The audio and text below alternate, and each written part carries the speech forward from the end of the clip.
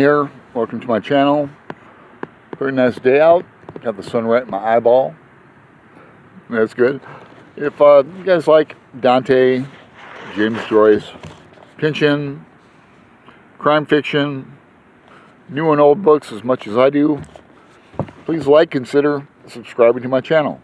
We're getting done with the Inferno, and thank the gods, because I am getting Dante'd out, to tell you the truth. I'm ready to start a readathon next year of Ulysses. Marc, Nash, and I will be doing that. So I'm going to finish up today with Cantos 33 and 34. And there's been a little interest in going on to Purgatorio and Paradiso.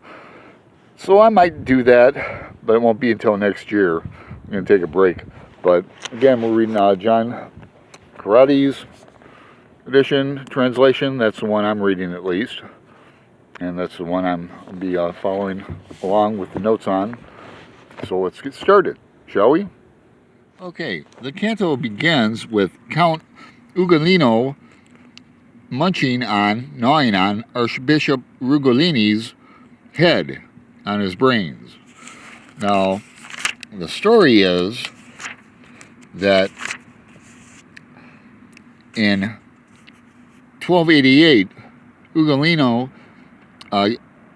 got in with Archbishop Rugolini in Pisa, and Rugolino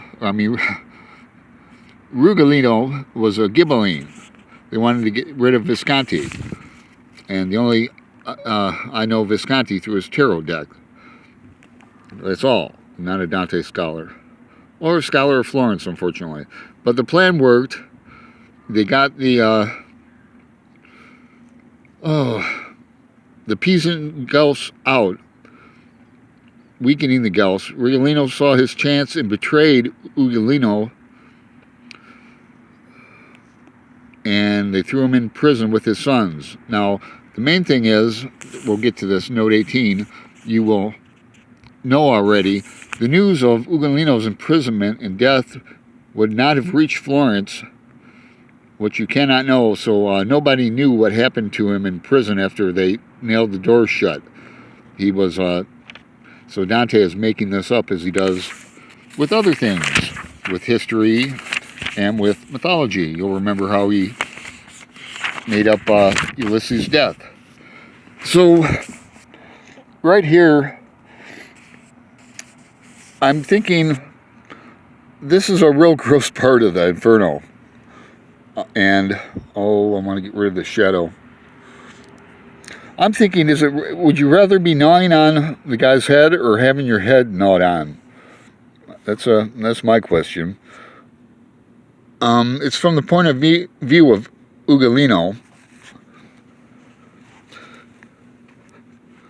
The sinner raised his mouth from his grim repast and wiped it on the hair of the bloody head, whose nape he had all but eaten away. At last he began to speak. You ask me to renew a grief so desperate that the very thought of speaking of it tears my heart in two. So I told you the backstory. Ugolino, they locked him up because he betrayed the Guelphs of Florence. They locked him up in a tower, not the Tower of Pisa. Showing trying to be humorous here. But they locked him up and to starve him to death, along with his sons and grandkids. Now, check out this part. His kids offered up their bodies to him to eat in the poem. Father, it would give us much less pain if you ate us. It was you who put upon us this sorry flesh, now strip it off again. So there's that. And he, says he's not going to do it, but in the end he does. From my body to body, shaking them, let me start over. Then already blind, I began to crawl from body to body, shaking them frantically. 2 days I called their names, and they were dead. And then fasting overcame my grief and me. So scholars are debating this line, but most think it means that he did cannibalize his own sons. Now, again, we don't know if any of this is true, but it's true in the Inferno. And we have correlations with chapter 6 in the Bible, John's Gospel, the Christian Eucharist, meaning communion, literally eat of my body, eat of my blood.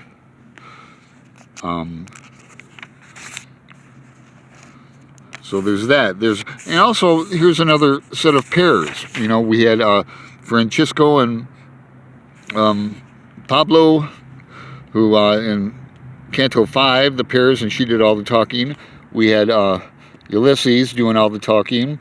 And now we have Ugolino and Archbishop Ruggieri.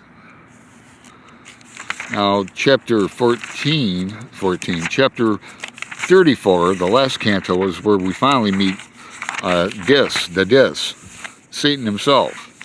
And who else but Judas Iscariot and Brutus and Cassius are in this circle, the ninth circle of hell. Judas is literally in Satan's mouth. And he's eating Judas with his legs hanging out or gnawing on Judas. And he's got Brutus and Cassius out of his other two faces. Satan here has three faces. And fire is rarely mentioned in the Inferno. Satan is encased in ice. And the way to purgatory is through the bottom of this enclosure. There's a hole. Here Dante is talking directly to the reader again. Do not ask, reader, how my blood ran cold and my voice choked up with fear. I cannot write it. This is a terror that cannot be told. Talking directly to the reader again, like he does. And the murder of Julius Caesar, in Dante's mind, really postponed God's plan, for Dante believed in the empire, world government in Rome. And there wasn't a different view, that was a different view from Plutarch, where the Julius Caesar story originates.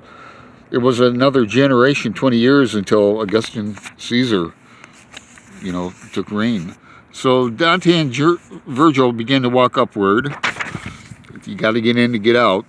So they finally went down, now they're going up to purgatory. Indeed, hell is a place for unrepentant sinners. Heaven is for the repentant and purified.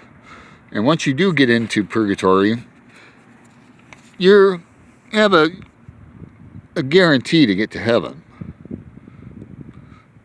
But I'm going to end with that. Please, in the comment section, if you have any thoughts or corrections. Let me show you the,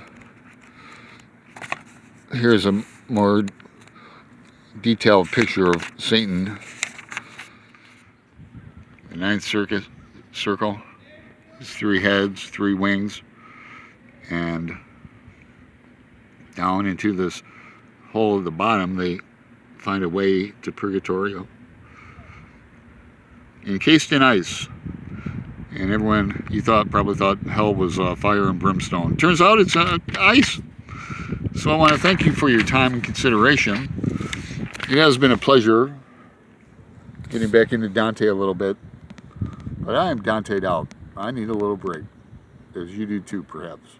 So I'll leave you with that. I wish you adieu. Ta-ta.